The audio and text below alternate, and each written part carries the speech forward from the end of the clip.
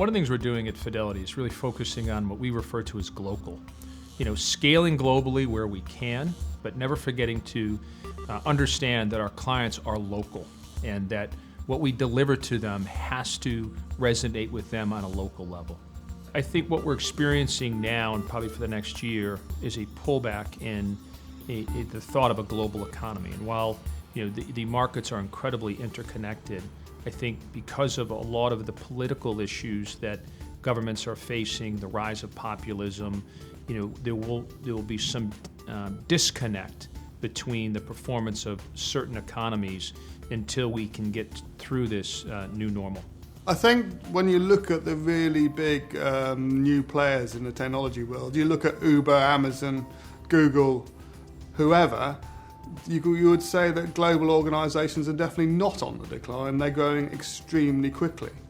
The problem often is that the scale required for these major technical applications means that you're in danger of creating effectively almost a monopoly in some of these areas on a global basis.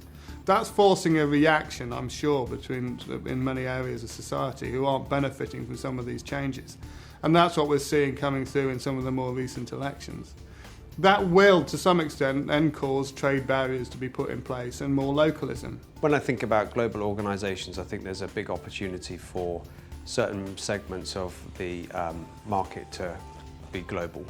But more often than not, I think that there's an opportunity for a much more regional-based model. I think that manufacturing can be global, but I think in terms of service delivery, whether it be utilities or the outlets in which you buy products from, I think that's always going to become more regional or indeed domestic. And I think language barrier, tax barriers create that issue. Balancing globalisation against changes in the political landscape or immigration will always be a challenge. And it will depend, I think, on what regions you're in to how big a challenge that will be.